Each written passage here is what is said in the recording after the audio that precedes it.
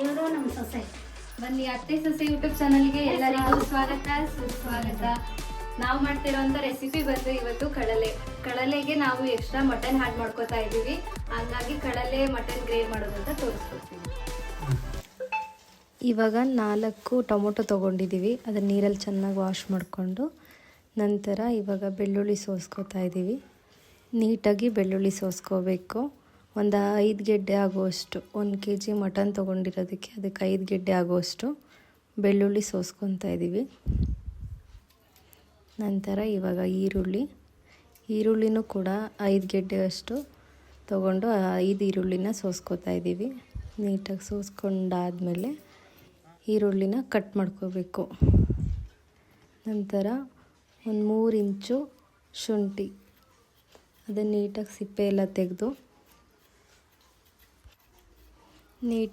ಎಲ್ಲ ತೆಗೆದಿಟ್ಕೊಂಡು ಈಗ ಪುದೀನ ಸೋಸ್ಕೋತಾ ಇದ್ದೀವಿ. 1 ಕಟ್ಟಷ್ಟು ಪುದೀನನ ಸೋಸ್ಕೊಂಡು ಅದನ್ನು ಕೂಡ ನೀರಲ್ಲಿ ವಾಶ್ ಮಾಡ್ಕೋಬೇಕು. ನಾವು ಪುದೀನನ ಸೋಸಿಟ್ಕೊಂಡ್ಮೇಲೆ ಈಗ ಈರುಳ್ಳಿ ಕಟ್ ಮಾಡ್ಕೋತಾ ಇದ್ದೀವಿ.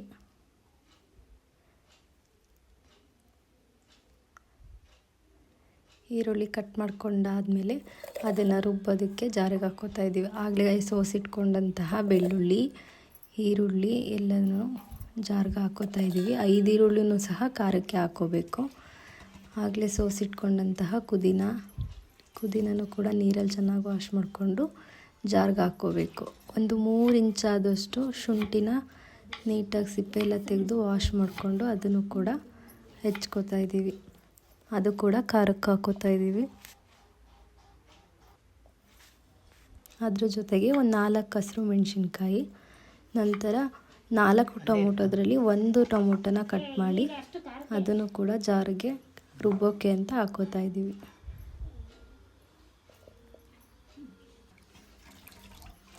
ಈಗ ಒಂದು ಸ್ವಲ್ಪ ಸಾಂಬಾರು ಸೊಪ್ಪು, ಅದನ್ನು ಸೋಸಿ ಅದನ್ನು ಕೂಡ ಖಾರಕ್ಕೆ ಹಾಕ್ಕೋತಾ ಇದ್ದೀವಿ. ಈಗ ಸ್ವಲ್ಪ ಅರಿಶಿನ ಪುಡಿ ಆಲ್ಮೋಸ್ಟ್ ಹಾಕ್ತೀವಿ. ಸ್ವಲ್ಪ ತಗೊಂಡು ಅದನ್ನು ಕೂಡ ಖಾರಕ್ಕೆ ಹಾಕ್ಕೋತಾ ಇದ್ದೀವಿ. ಇದಿಷ್ಟು ಹಾಕ್ಕೊಂಡು ಅದ್ರ ಜೊತೆಗೆ ಒಂದು 3 ಲವಂಗ ಹಾಕ್ಕೋತಾ ಇದ್ದೀವಿ. ಅದ್ರ ಜೊತೆಗೆ ಹಾಗೆ 3 ಕಾಳು ಮೆಣಸು, 3 ಕಾಳನ್ನ ಹಾಕ್ಕೋತಾ ಇದ್ದೀವಿ.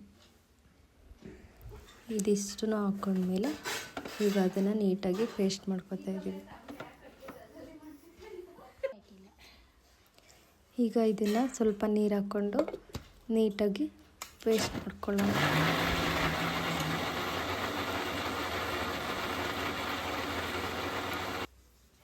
ಈಗಿದು ಪೇಸ್ಟ್ ಆಗಿದೆ ನೋಡಿ, ಇಷ್ಟ ಆದರೆ ಸಾಕು. ಈಗ ನೆಕ್ಸ್ಟು ಕಾಯಿ ಖಾರಕ್ಕೆ ಹಾಕ್ಕೊಳ್ಳೋಣ.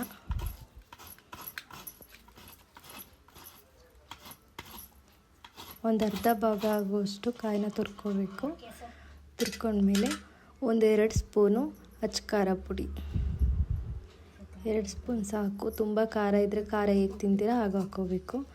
ನಂತರ ಒಂದು 4 ಸ್ಪೂನು ಇಲ್ಲ 3 ಸ್ಪೂನು ಸಾಂಬಾರು ಪುಡಿ, ಅದನ್ನು ಕೂಡ ಈಗ ಖಾರ ಪುಡಿ ಹೇಗೆ ಹಾಕ್ಕೊಂಡಿರ್ತೀರ ಹಾಗೆ ಹಾಕ್ಕೋಬೇಕು. ಖಾರ ಬೇಕು ಅಂದರೆ ಜಾಸ್ತಿ, ಇಲ್ಲ ಅಂದರೆ ಸ್ವಲ್ಪ ಆ ಥರ ಹಾಕ್ಕೋಬೇಕು. ನಂತರ ಇದನ್ನು 3 ಹಾಕ್ಕೊಬಿಟ್ಟು ನೀಟಾಗಿ ಪೇಸ್ಟ್ ಮಾಡ್ಕೋಬೇಕು, ಚೆನ್ನಾಗಿ ರುಬ್ಕೋಬೇಕು.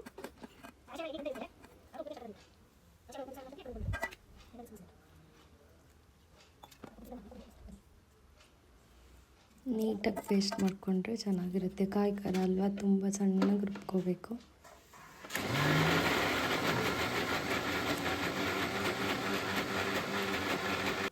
ರುಬ್ಕೊಂಡಾದಮೇಲೆ ಇನ್ನು 3 ಟೊಮೊಟೊನ ಹಾಗೆ ಗ್ರೇವಿಗೆ ಹಾಕೋದಕ್ಕೆ ಸಣ್ಣದಾಗಿ ಹಚ್ಕೋತಾ ಇದ್ದೀವಿ. ನಂತರ ಮಟನ್ ವಾಶ್ ಮಾಡ್ಕೋತಾ ಇದ್ದೀವಿ ನೀರಲ್ಲಿ. ಅದನ್ನು ಕೂಡ ನೀರು ಹಾಕಿ ಒಂದು 2-3 ಸಲ ಅದರ ಸ್ಮೆಲ್ ಸ್ವಲ್ಪ ಕಡಿಮೆ ಆಗೋಂಗೆ ವಾಶ್ ಮಾಡ್ಕೋಬೇಕು. ನಂತರ ಕಡಲೆನ ನೀಟಾಗಿ ಹಿಂಡ್ಕೋತಾ ಇದ್ದೀವಿ. ನೀರನ್ನೆಲ್ಲ ಬಿಗಿಯಾಗಿ ಹಿಂಡಿ ಸಪ್ರೇಟ್ ಬೌಲ್ಗೆ ತೆಕ್ಕೋಬೇಕು. ಅದನ್ನು ತೆಗೆದಿಟ್ಕೋಬೇಕು. ನೆಕ್ಸ್ಟ್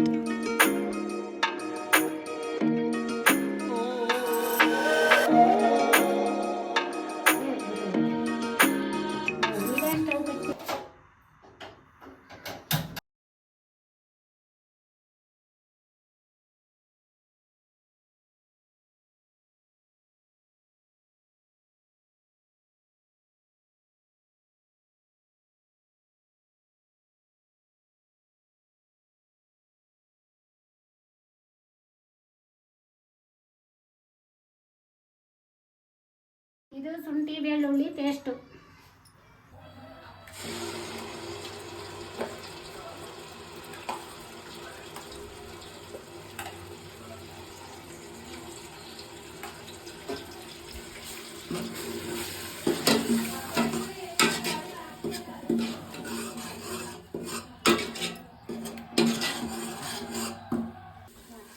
ಶುಂಠಿ ಬೆಳ್ಳುಳ್ಳಿ ಪೇಸ್ಟ್ನ ನೀಟಾಗಿ ಫ್ರೈ ಮಾಡ್ಕೋಬೇಕು. ಒಂದು 10-15 ನಿಮಿಷ.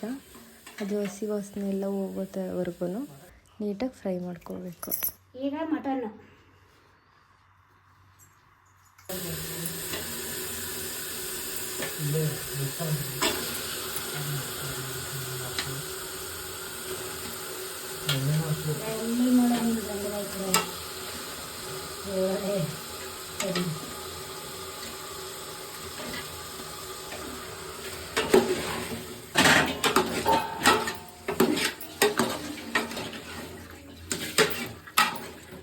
ನನಗೆ ಗೊತ್ತಿರಲಿಲ್ಲ.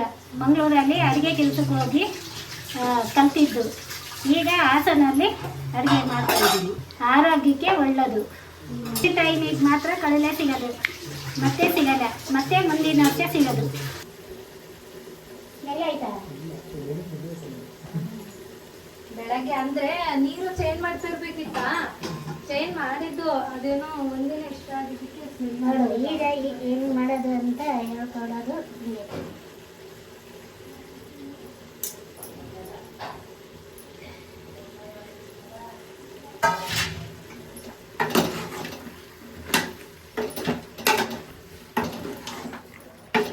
ಅಂತ ಟೊಮೊಟೊ ಒಗ್ಗರಣೆಗೆ ಇಟ್ಟು ಬೇಯಕ್ಕೆ ಹಾಕ್ತಾಯಿದ್ದೀವಿ.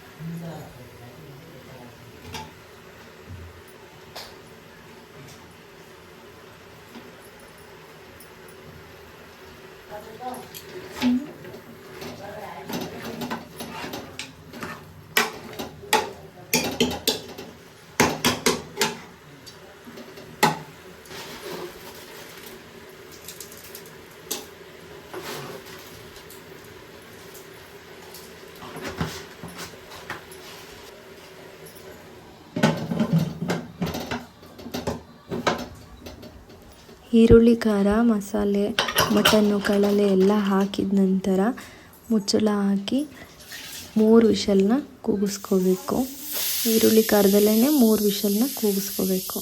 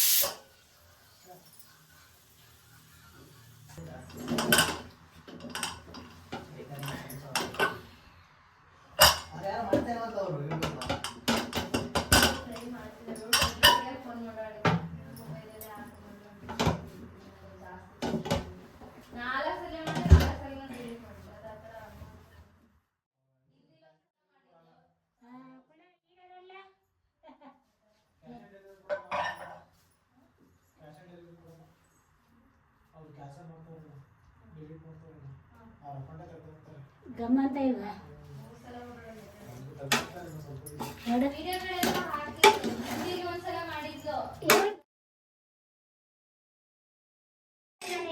ಮಾಡಕ್ಕಾಗಲ್ವಾ? ಕಾಯಿ, ಧನಿಯಾ ಪುಡಿ, ಖಾರ ಪುಡಿ, ರುಬ್ಬಿರೋ ಅಂಥ ಮಸಾಲೆ ಹಾಕ್ತಾಯಿದ್ದೀನಿ.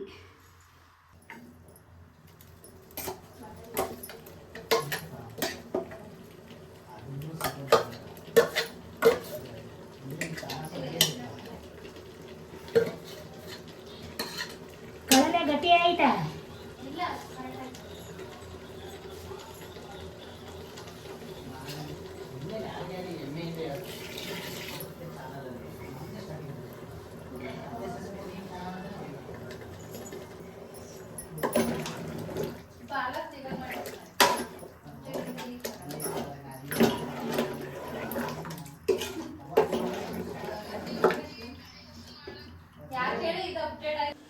ಇದಕ್ಕೆ ಸ್ವಲ್ಪ ಮಟನ್ ಮಸಾಲ ಹಾಕೋಬೇಕು.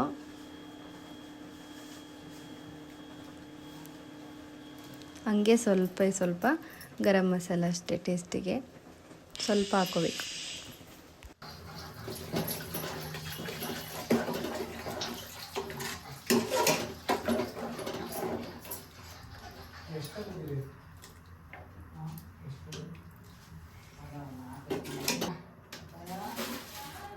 ವಿಷಲ್ ಹೊಡ್ಸೋಣ ಹಂಗೆ ಕುದಿಸೋಣ.